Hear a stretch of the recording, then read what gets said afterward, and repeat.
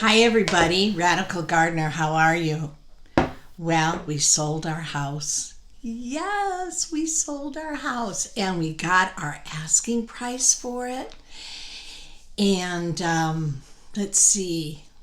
The only thing was that we have to pay rent for the last month that we're here, but they gave us an extra 30 days to be here, so I don't have to go crazy, like, getting everything together. So now they bought it during a retrograde Mercury, so for them, it's going to be. I mean, if there's delays, it's going to be on their end, not on mine. Because a thing to know about retrograde Mercury is if you've started something before retrograde Mercury, finishing up, like bringing it to completion during the retrograde, is really good. And also, if you're the recipient during a retrograde Mercury, if you're the recipient of somebody else's actions, you don't not pay the price, but you don't get some of the delays or hurdles that the person gets that has initiated, right? The new thought or the new business or the new happening, whatever it is. So that's a good thing to remember, because you can really but you can really work with those cycles, right? And so Mercury goes direct on the 20th. Now, if I can put off signing papers until the 20th or 21st, it would be even more perfect for me. But really, if I sign anything before that, it's still okay. Now, here's what else is really cool. I'm not going to sign papers on a new house in a week. I think I've already found a house that I like down there. But I'm still not going to sign any paperwork, and I'm not going to make any final decisions until next week. So this is all working out again, according to plan. The house I saw, it's 6 blocks from the beach. It is so cute.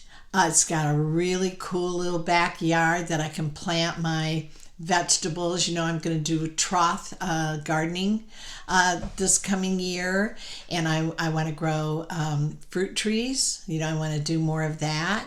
So, but I'm definitely going smaller, and again, I saw what really worked this year, and so I want to stay with those things. I want to do my beans. I want to do squashes during a cooler time of year. I definitely want to, I'll do tomatoes just because, I'm going to do those in clay pots, so it'll look more like an Italian garden.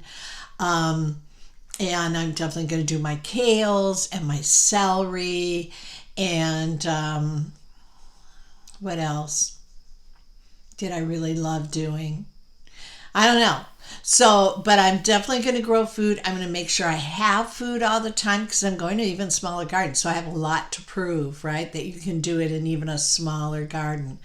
But it was really funny because yesterday I was not funny, but cool for me, that the cold snap, you watched it went all the way down to the border of Florida and stopped. I went, okay, cool. It snowed again here last night. Not much, maybe half inch. And it was 12 degrees yesterday. This is November. This is going to be such a cold winter. It really is. And, again, if, the GSM people are correct, which I'm pretty sure they are, we're going to have really, really, really cold winters, So, and it's not like Florida isn't going to deal with it either. It's just not going to be as much. We're definitely, hey, listen, everywhere on this planet gets affected by the weather because you live on this planet. So if you think you're safer in one area than another one, boy, I got another thing coming to you. Do you think I'm never going to get flooded living in St. Augustine? Come on. But would that be maybe a threat of that once a year as opposed to 4 months of snow and ice, or 5 months of snow and ice, maybe 6. So just in comparing, and when that isn't happening, I've got a quality of life that is spectacular. And the thing is, you can always drive away from a hurricane. You know what I mean? Like, you can get in your car and go. The thing you can't drive away from is an earthquake. Like, when an earthquake's happening, there's nowhere to go. That was really clear to me when I lived in Seattle and there was an earthquake. I go, you can't go up a tree. You can't go into a cave. You can't, you can't hide in the bathtub. You can't, it's an earthquake and you're there for it. You get to experience it. So, nowhere is safe. Safety is a state of mind. I think the sooner that people can accept there's no such thing, they can get on with living their lives and live in the moment, right? Okay. So, and I just about done, cataloging my seeds and, what I have and, what I'm going to need to order. And I'll have that finished up by tomorrow. But on another note, I had a new student start with me, and she runs a company where they organize and clean. And so she's going to do a lot of my packing because remember I was thinking about having the movers do it, and it was $15 a box. Well, she kind of charges that for an hour, a little more than that. Who cares?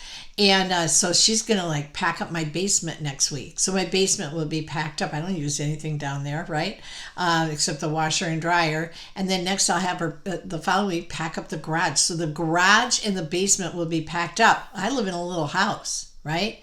And so the other thing we might do is collect the pots from around the yard and put them in one place, because we will be renting a U-Haul to put the plants in. We'll have a real mover move us, but we're going to do a U-Haul. And then my friend Katie, who is such a wonderful human being, she's going to drive the U-Haul, and we're going to follow her in our 4x4 with the animals. So we've got the plan. The plan stand is happening.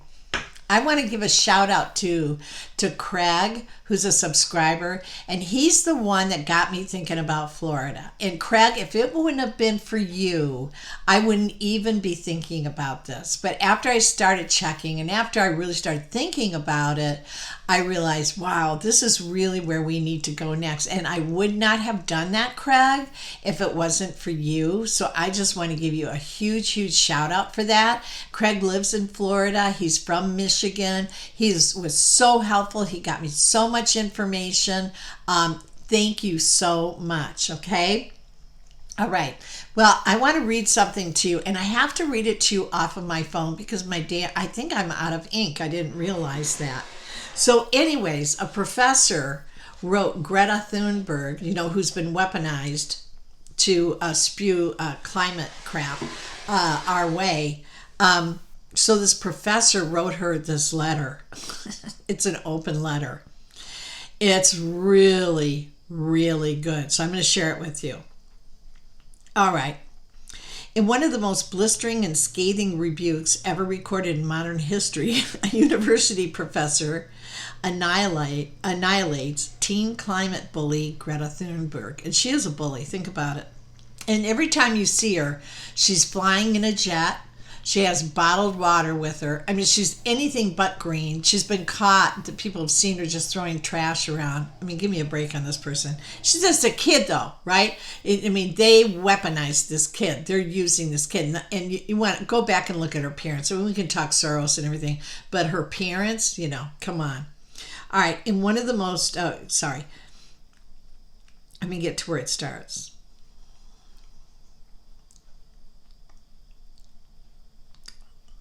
See,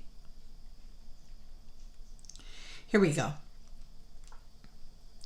Lines like this: if civilization is left in the hands of your eco-fascist supporters, we will be living in grass huts, drinking animal feces, infested water, and shrinking in fear from polar bears instead of killing them for food when they attack us. Are just the tip of the iceberg, pun intended, in this absolute rebuke of everything Greta Thunberg stands for. preaches, and lectures on behalf of her handlers. That's good, handlers. Professor Jason D. Hill points out that Greta's generation cannot eat meat without crying or be away from our technology for more than an hour without falling into a deep depression, and speaking of that, creating all of those technology devices and gadgets that her generation is so dependent on is a leading cause of carbon spewing. Here's a hard truth to ponder, Greta. If the great producers of this world, whom you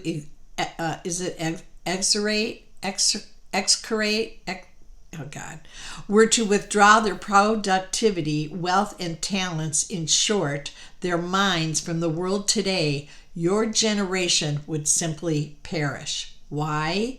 Because as children, you have done nothing as yet with your lives besides being born. This is what we expect of children until such time as they can be producers by learning from their elders. You are understandably social and ecological ballast. You are not yet cognitively advanced to replicate the structures of survival of which you are the beneficiaries. You have no experience. Why would you listen to them? Children are important installments on the future. We have invested in you. It is you and your smug generation which think that they have nothing to learn from the older ones who are failing themselves. Whom do you expect to employ the majority of you if you have neither the job credentials or life competency skills to navigate the world? The future unemployable, skipping school on Friday children? The truth, as one anonymous blogger aptly put it, is that your generation is unable to work up to 40 hours per week without being chronically depressed and anxious. Its members cannot even decide if they want to be a boy or a girl or both or neither or a they. They cannot eat meat without crying. I might add that your generation needs trigger warnings and safe spaces as preconditions for learning in school. Oh my God. Honest to God. Its members have a pathological need to be coddled and protected from the challenging realities of life. It's making me cough. Your generation is the biggest demander and consumer of carbon-spewing technological gadgets and devices. An hour without any of them, and too many of you succumb to paralyzing lethargy. Your generation is the least curious and most insular set of individuals one has ever encountered.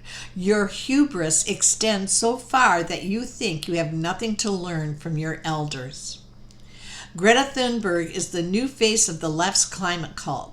Her agenda is militant, blaming past generations for all their faults, claiming that she and her generation are now left to clean up the messes that they created.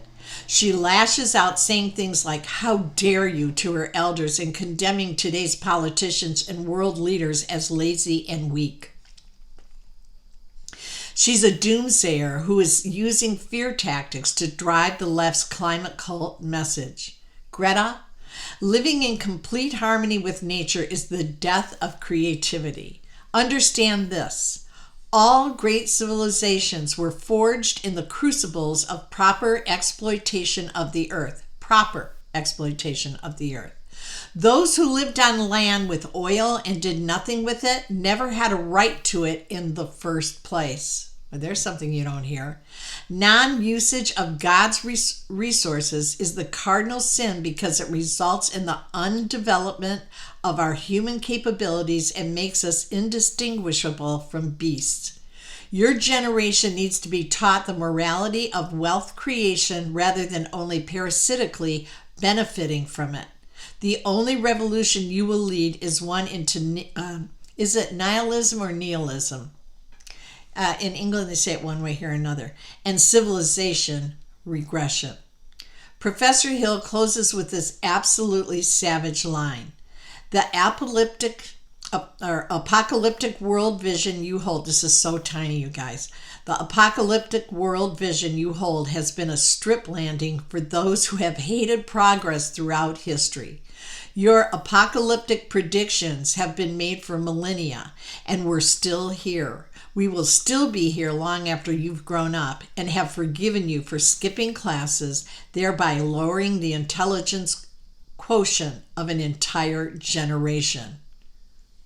Wowie zowie. Absolutely right, right? You can use the resources, but you can also work on resources being replenishable, and just being responsible. Doesn't mean don't use it, just be responsible. Whatever. Okay, so lots of good news, right, everyone? Okay. So let's see. I don't know what we're off to next. I think what I'll do is once I have all those seeds completely done, is I'll show you my master list and what I'll be ordering sooner than later. Okay. All right. So you're going to be on this adventure with me, you guys. Mid-January, I'm going to be in Florida. Okay. All right then. Radical Gardener, from my garden to yours. May your garden always grow. Okay. See you later. Bye.